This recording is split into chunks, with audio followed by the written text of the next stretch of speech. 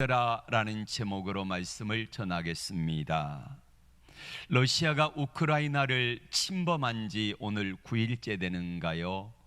전쟁이 갑자기 이루어졌고, 그리고 우크라이나 주민들과 러시아 병사들 간의 큰 고통과 아픔이 있습니다.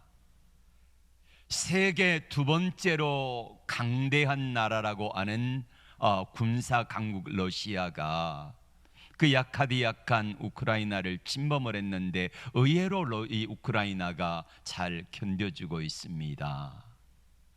우크라이나는 서방 세력들이 미국에서 적극적으로 도왔던 나라예요.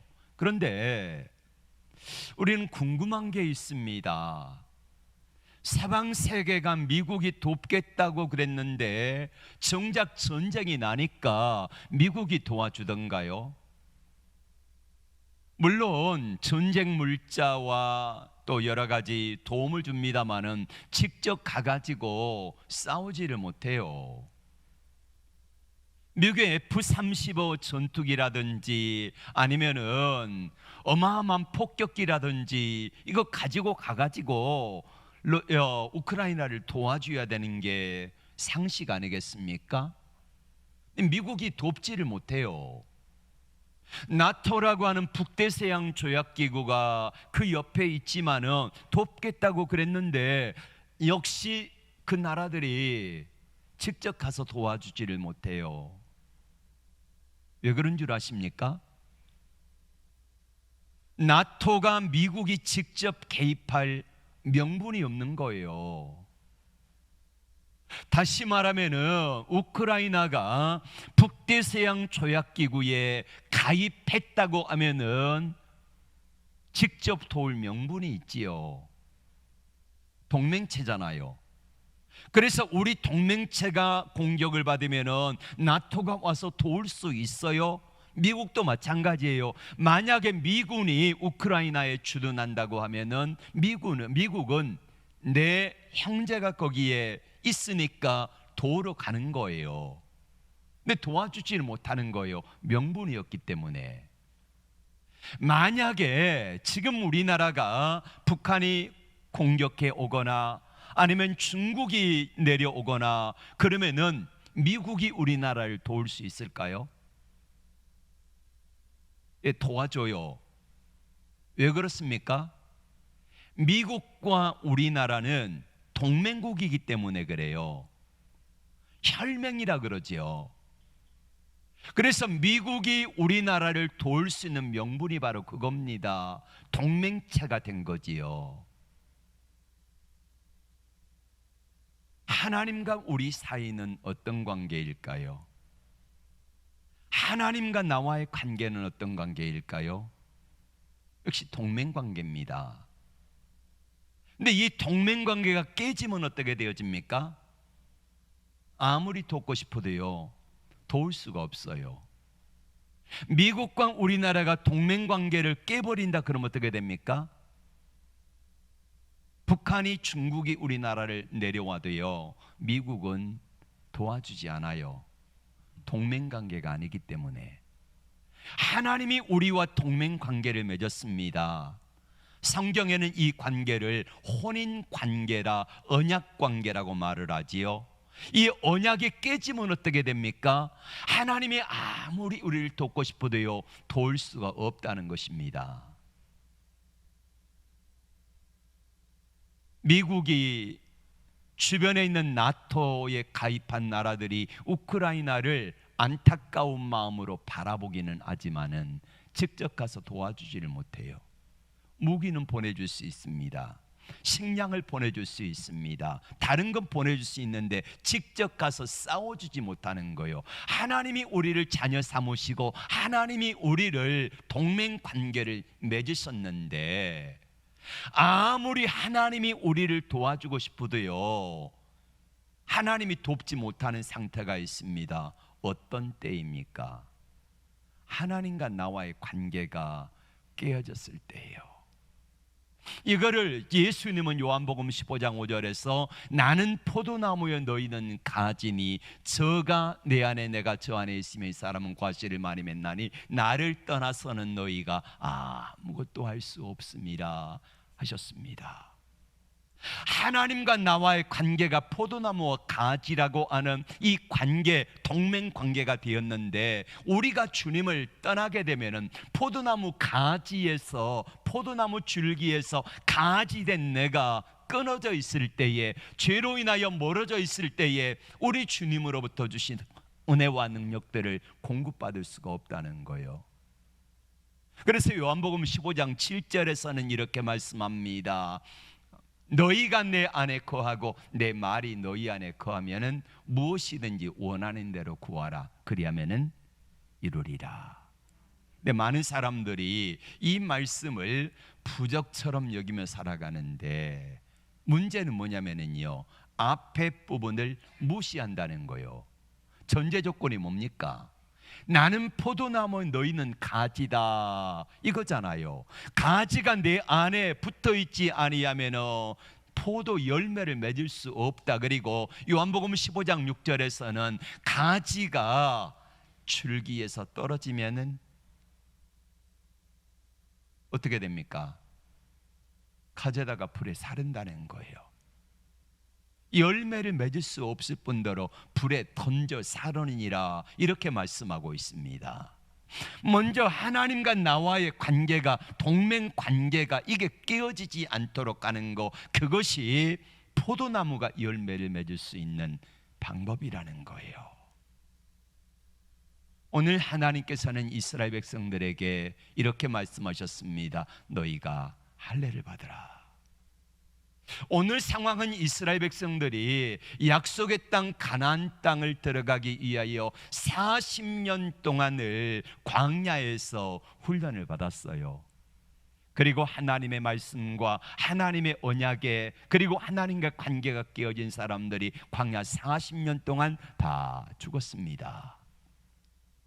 그리고 드디어 요단강을 건너가지고 40년 만에 약속의 땅 가나안 땅에 들어갔습니다. 오늘 성경은 1절은 이렇게 말씀합니다. 가나안 원주민들이, 해변에 사는 사람들, 가나안 내륙에 사는 사람들이 이스라엘 백성들의 하나님께서 요단강 동쪽에서 하셨던 일, 바산왕 옥과 헤브론왕 시온을 하나님이 저들을 다 손에 붙여서 멸하게 하신 일과, 그리고 요단강물을 갈리어 말리시고 건너게 하신 일을 듣고 간담이 녹았다. 이게 오늘 1절의 말씀입니다.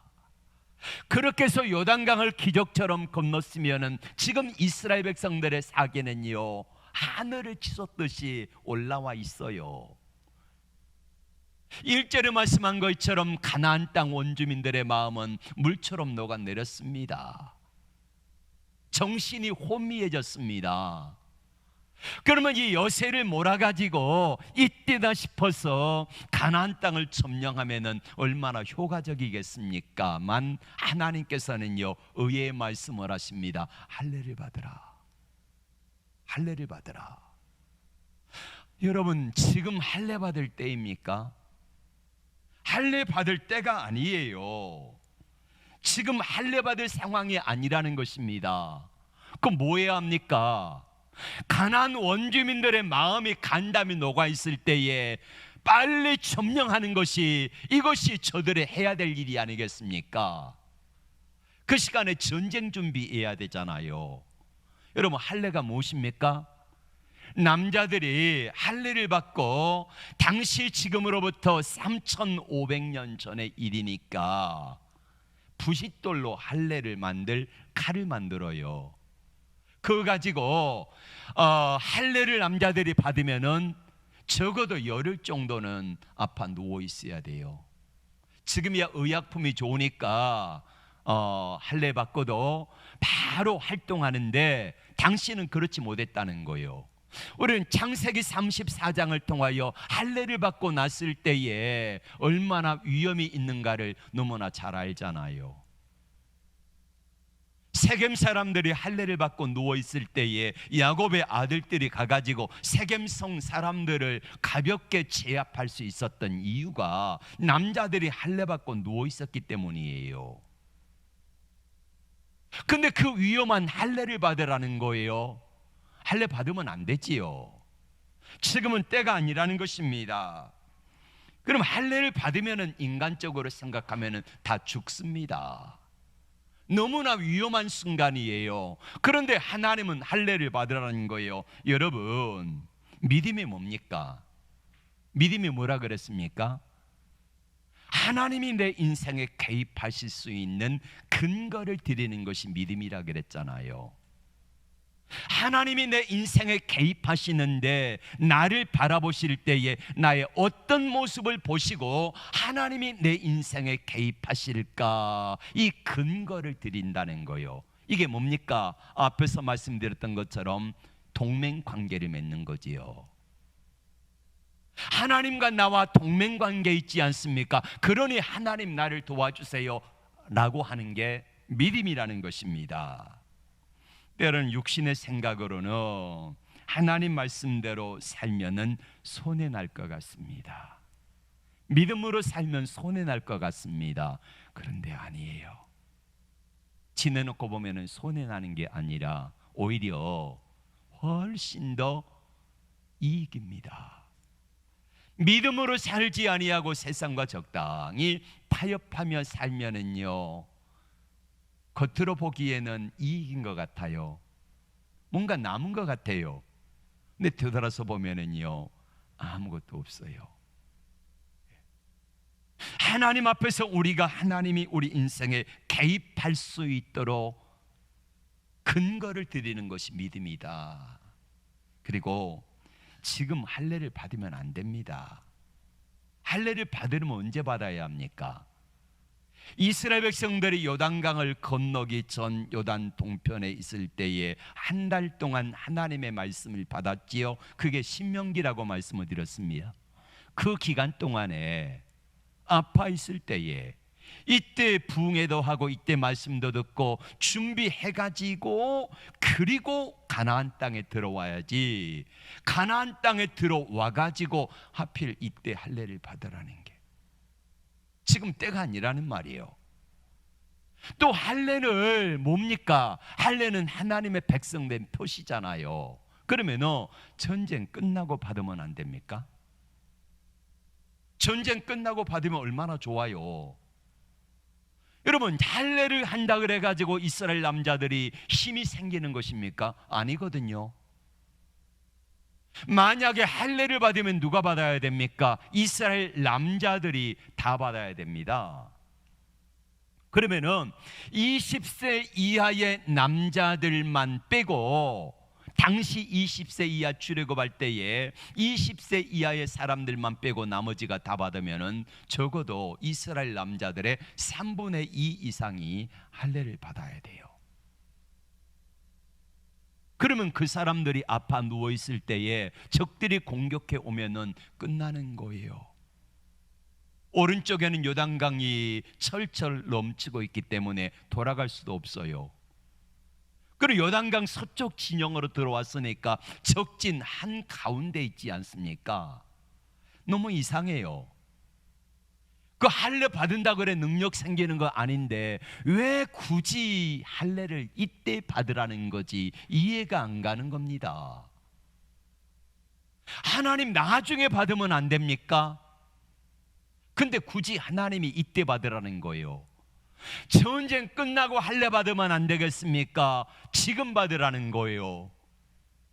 하나님 나중에 받으면 얼마나 좋지 않습니까? 지금은 전쟁 준비할 때이지 할례 받을 때가 아니지 않습니까? 하나님 왜 그러십니까? 하나님이 이스라엘 백성들을 가나안 땅에 집어넣고 다 저들의 손에 의해서 죽이려고 작정하신 겁니까? 이게 바로 이스라엘 백성들의 생각이요, 우리 생각 아닙니까? 여러분, 무슨 일인가를 행할 때에 몇 가지 전제 조건이 있습니다. 이게 효율적인가? 효율성에서 따져보면 할례가 지금 당장 해야 될 일 맞습니까? 그거 한다고 효율성이 높아집니까? 아니요. 긴박성이 있습니까? 할례 안 받으면 안 되는 그 긴박한 상황이냐는 거요. 이것도 아니잖아요.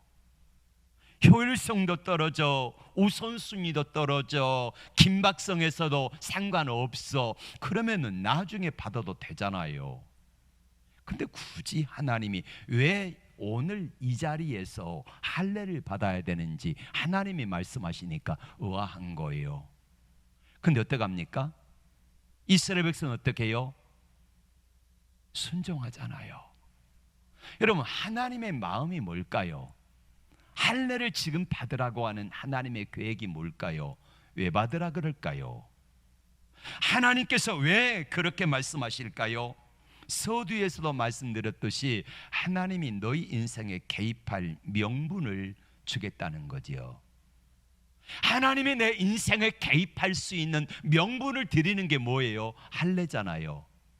내가 할례를 받아가지고 아파 누워있을 때 적들이 공격해와가지고 전쟁에 실패하면 그 책임은 누구에게 돌아갑니까? 하나님께 돌아가잖아요. 근데 하나님께서 그 일을 행하시겠습니까? 하나님이 말씀하셔가지고 하나님 말씀대로 순종했는데 우리가 죽었다. 그럼 어떻게 됩니까? 하나님 책임이잖아요. 하나님이 우리 인생에 개입하실 수 있는 명분을 제공하는 것이 바로 이스라엘 백성들의 할례였고, 우리에게도 하나님이 오늘 말씀하신 게 뭡니까? 할례를 받으라. 마음의 할례를 받으라. 이게 뭡니까? 하나님께서 말씀하실 때에 하나님이 말씀하심 앞에 내 생각으로는 지금 할례 받으면 죽어요. 하나님 말씀대로 살면은 안 돼요. 하나님 말씀대로 살면은 손해 날 것 같아요. 하나님 말씀대로 살아가면은 죽을 것 같아요. 이리 봐도 안 되고 저리 봐도 안 되고, 그런데도 불구하고 하나님이 내게 말씀하실 때에 할례를 받으라, 이 말씀하심 앞에 내 생각은 아니지만은 순종할 수 있는 게 바로 마음의 할례를 받는 거예요. 그 하나님 말씀 앞에 순종할 수 있는 거, 이게 할례라는 거예요. 이스라엘 백성들이 하나님 말씀 앞에 어떻게 했습니까? 순종하잖아요. 모든 상황이 할례 받기에 안 되는 상황으로 가고 있는데 하나님께서는 할례 받으라 그래요.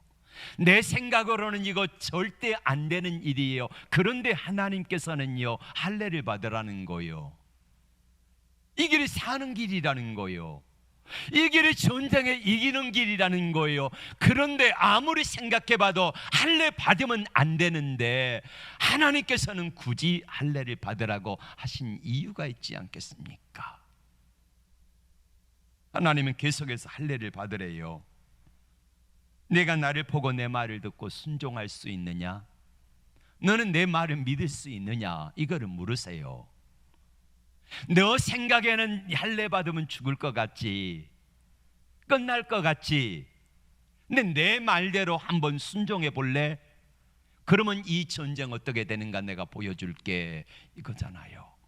이게 할례예요. 이스라엘 백성들의 가나안 땅의 첫 번째 전쟁이 뭡니까? 여리고성 전투입니다. 할례 이후에 첫 번째 전쟁 여리고성을 전투를 하는데 사진 한번 보여주세요. 여리고성 사진이 이겁니다. 이중 성벽이에요. 가운데가 성벽이 하나 있는데 이게 14m 성벽이고요. 밖에 있는 성벽이 7m 성벽이고요. 그 중간에 사람들이 살아갑니다. 그리고 저기 오른쪽 위에가 북쪽인데 그 북쪽 성벽에 누가 살았냐면은 기생 라합이 살았던 곳이에요. 다음 사진 보여주세요. 이렇게 된 게 여리고성입니다. 밖에 7m가 있고요, 가운데 흙으로 메웠어요. 그리고 안쪽에 14m 성벽이 있고 그 안에 백성들이 살아요. 근데 이 여리고성을 하나님이 어떻게 무너뜨리라고 말씀합니까? 하루 한 바퀴씩 군인들이 돌래요. 앞장서서 여호와의 언약궤를 맨 제사장이 가고, 그리고 나팔을 불고 7명이 제사장이 가고 뒤를 백성들이 따라가라는 거요. 하루 한 바퀴 돌고 자는 겁니다. 둘째 날 한 바퀴 돌고 잤습니다. 여섯째 날 한 바퀴 돌고 잠잤습니다. 그 성에 있는 사람들이 어떻겠습니까요? 미쳐버리는 거지요. 쟤들 뭐해? 미쳐버리는 거예요. 하나님이 어떤 분인가를 소식을 들었잖아요. 요단강물을 말렸습니다. 바산왕 옥과 헤스본왕 시온을 정복을 했어요. 요단강 동쪽에 있는 지경이 거의 요단강 서쪽에 있는 땅과 맞먹을 정도로 큰 지역인데 그 성을 한 방에 끝내버린 거예요. 그런데 이스라엘 백성들이 하루 한 바퀴 돌고 자고 한 바퀴 돌고 자고 가만히 보니까 하나님의 언약궤라고 하는 이 소식을 다 보고 듣고 알고 있잖아요. 그거 메고 나팔 불고 가는 거예요. 아무 말도 안 해요. 그리고 마지막 날 7바퀴 돌더니 외쳐요. 와르르 무너져요. 이게 뭡니까? 하나님의 말씀하실 때에 하나님의 말씀 앞에 자신의 생각을 다 내려놓은 거예요. 마음에 할례를 받은 거지요. 하나님, 할례 받으면 죽어요. 지금 할례 받을 때가 아니라니까요. 하나님 제정신입니까? 죄송합니다, 이런 표현해가지고. 하나님 지금 제정신입니까? 지금 코로나 상황인데 지금 우리가 예배 드리고 있을 때입니까? 온풍기 조금 줄여주세요. 여기 너무 더워요. 문 열어놔가지고 온도를. 지금 코로나 상황인데 예배 드리고 있을 상황입니까? 이게 예수 믿는 사람들의 입에서 나오는 소리예요. 지금 예배나 드린다고 되겠습니까? 예배 드릴 때가 아니라는 거예요. 그럼 뭐 해야 되는 때입니까? 예배 안 드리고 뭐 해요? 가 돈 벌어요? 가 열심히 보세요. 그래 잘 살아집니까? 하나님이 오늘 우리에게 말씀하시는 게 지금은 할례를 받으라는 거예요. 할례를 받으라. 할례를 받아야 산다는 거예요. 할례 안 받으면 안 된다는 거예요. 할례 받으면 죽는데요. 할례 받았다가 적들이 쳐들어오면 어떡합니까? 우리 생각이잖아요. 코로나의 어려운 상황 속에서 우리가 굳이 하나님 앞에 모여 예배를 드려야 됩니까? 이거예요.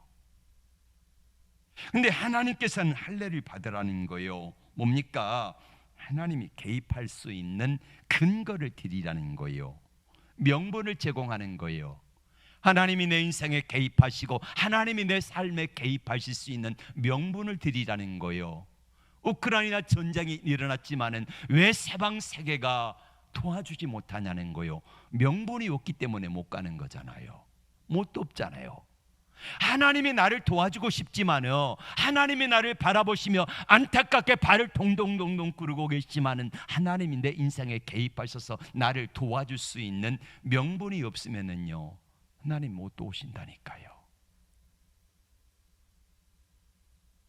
하나님의 언약이 깨어진 것, 이 그림 한번 봐주세요. 사람이 부정한데 정결하게 되려면 어떻게 해야 됩니까? 위에 아살표 제사와 구약시대는 제사와 회개를 통해서 정결해집니다. 정결한 사람이 거룩하게 되려면 어떻게 해야 됩니까? 하나님의 임재가 있으면은요 거룩하게 되어져요. 근데 거룩한 사람이 정결한 사람으로 한 단계 떨어진 것은 어떻게 되어집니까? 하나님의 임재가 없으면은요 그냥 정결한 상태가 되어요. 정결한 상태에서는요 하나님의 영광과 능력이 나타나지 않습니다. 그 정결한 사람이 죄를 지으면 어떻게 됩니까? 부정해지는 거지요. 여러분 이 관계를 잘 기억하셔야 돼요. 다시 말씀드립니다. 정결한 사람이 예수 믿어 하나님의 자녀가 되어서 내가 하나님의 자녀가 되어 정결한 상태가 되었잖아요. 그런데 그 정결한 상태에서는 하나님의 영광, 하나님의 능력, 하나님의 은사들이 나타나지를 않아요. 왜요? 거룩하지 않기 때문에. 많은 사람들이 거룩에 대해서 오해를 해요. 거룩이 뭐라 그랬습니까? 하나님이 임재가 나타난 상태가 거룩이라는 거예요. 출애굽기 말씀 한번 볼까요? 29장 43절에 하나님, 다 같이 보겠습니다. 시작. 내가 거기서 이스라엘 자손을 만나리니 내 영광으로 말미암아 회막이 거룩하게 되리라. 회막이 거룩하게 된 것은 뭡니까? 하나님의 영광의 임재가 있기 때문에 거룩하게 되어지는 거예요. 하나님의 출애굽한 이스라엘 백성들에게 출애굽시킨 목적을 46절에서 설명합니다. 같이 볼까요? 시작. 그들은 내가 그들의 하나님 여호와로서 그들 중에 거하려고 불러냈다는 거예요. 하나님이 그들 중에 거하시겠다, 하나님이 임재하시겠다. 이게 뭐라고요? 하나님의 임재의 상태가 뭐라 그랬습니까? 거룩이라 그랬죠.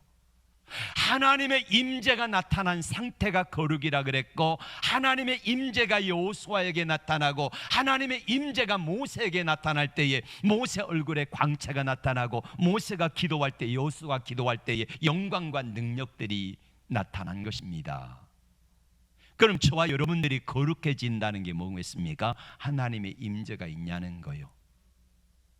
내 안에 주님이 계시긴 한데 주님과 함께 거하는 거, 이 거하는 상태가 되어졌는데 내 안에 주님이 들어오시는 상태를 우리는 정결하게 되었다고 말하지요. 근데 정결과 거룩의 차이는 뭐라 그랬습니까? 하나님의 임재가 나타나느냐 나타나지 않느냐가 바로 거룩이냐 아니냐가 결정된다는 거예요. 거룩함의 상태는 하나님의 임재가 내 삶 속에 나타나는 상태가 바로 거룩이라는 말이에요. 근데 우리 하나님의 임재가 나타나지 않아요. 예수 믿으면 다 하나님의 임재가 나타납니까? 아니요. 하나님의 임재의 상태가, 하나님의 그 영광과 능력이 나를 통하여 나타나고 일하실 때에 바로 거기에 하나님의 기적이 나타난다는 것입니다. 하나님의 임재가 나타날 때에 여호수아 2장 9절, 여호수아 2장 11절, 오늘 5장 11절에 보면은 하나님의 거룩과 임재와 영광과 능력이 나타날 때에 가나안 원주민들의 마음이요 두려워하고 간담이 높고 마음이 높고 정신을 잃었더라. 이게 반복되어 나오고 있습니다. 하나님의 거룩과 임재가 나타나니까, 그로 인하여서 하나님의 영광이 나타나니까 그것을 바라보는 가나안 원주민들이 간담이 높고 두려워 떨어 마음이 녹았더라라고 말씀을 하고 계시는 겁니다. 여러분, 이제 정리를 해봅시다. 왜 하나님이 할례를 받으라 그랬겠습니까? 이스라엘 백성들의 생각으로 할례 받으면 안 돼요. 때가 아닙니다. 나중에 받아도 되잖아요. 합리성, 효율성, 긴박성, 이게 다 떨어져요. 합당하지 않아요. 경제 이론으로 말하면 이거는요 빵점짜리예요. 근데 하나님은 할례를 받으래요. 왜 할례를 받으라고요? 하나님이 네 인생에, 너의 전쟁에 개입하시겠다는 거예요. 보세요. 가나안 땅의 전쟁은 이스라엘 백성들하고 누구의 싸움입니까? 가나안 원주민들의 싸움이잖아요. 1대1의 싸움입니다. 그런데 하나님이 할례를 받으려 중간에 끼어들어 가지고 할례를 받으려 이스라엘 백성들에게, 야 할례 받아라. 그럼 내가 너 인생에 뭐 해줄게? 개입해줄게. 내가 너 인생에 개입해줄게. 내가 대신 싸워줄게, 이거예요. 그래서 이스라엘 백성들과 가나안 원주민들의 싸움이 아니라 하나님이 개입하시니까 누구와 가나안 원주민들의 싸움이 되는 거예요. 하나님과 가나안 원주민들의 싸움이 되는 거예요. 그렇게 해서 싸워주니까 여리고성을 점령할 때 어떻게 했습니까? 그냥 이스라엘 백성들은 아무것도 한 게 없어요. 하나님 말씀에 따라서 순종한 것뿐이에요. 돌고 돌고 돌고, 예, 마지막 6바퀴 돌고 7바퀴 돌고 외치는 거. 여러분, 이게 성경이 여리고성이 무너진 게 과연 사실일까요? 고고학자들이요, 세 팀이 들어갔습니다. 발굴을 했어요. 발굴해 가지고 그 모든 것들을 다 종합한 결과가 아까 보여주신 사진입니다. 그대로 나왔어요. 사실이라는 말이에요. 하나님이 내 인생에 개입하신 것은 굳이 할래 지금 받아도 안 돼. 나 지금이 아니라 나중 받아도 되는데 지금 할래 받으라. 받으면 죽는데요? 안 죽는다. 내가 네 인생에 개입해 줄게. 내가 너희들의 전쟁에 대신 싸워줄게. 그렇게 해서 싸워진 전쟁이 바로 가나안 땅의 전쟁이 아니겠습니까? 하나님은 이스라엘 백성들에게 할례를 받으라고 말씀하세요. 지금 교회도 똑같습니다. 코로나 시대 먼저 몸 추스리고 나중에 좋은 날 예배드리고 좋은 날 하나님 말씀 읽고 교제하고 이래도 되잖아요. 근데 여러분, 하나님과의 관계는요, 포도나무와 가지와의 관계가 되어가지고 이게 가지가 포도나무에서 잘려지면 어떡합니까? 말라 죽어요.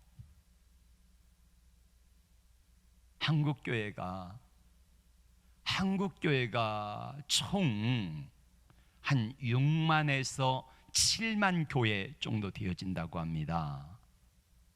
이번 코로나로 인하여서 4분의 1이 없어졌대요. 성도들도 교회에서 사라졌대요. 안타까운 일입니다. 문제는 뭐냐면은 지금 근근하게 신앙을 유지하고 있는 분들이 코로나 이후에 어떻게 될까를 생각해 보면은 참 너무너무 안타까워요. 하나님은 지금 코로나를 만난 우리들에게 이렇게 말씀합니다. 할례 받을래? 할례 받으면 하나님 죽는데요. 지금 할례 받을 때 아닙니다. 지금 예배 드릴 때가 아닙니다. 하나님 앞에 모여 예배나 드릴 때가 아니라는 거예요.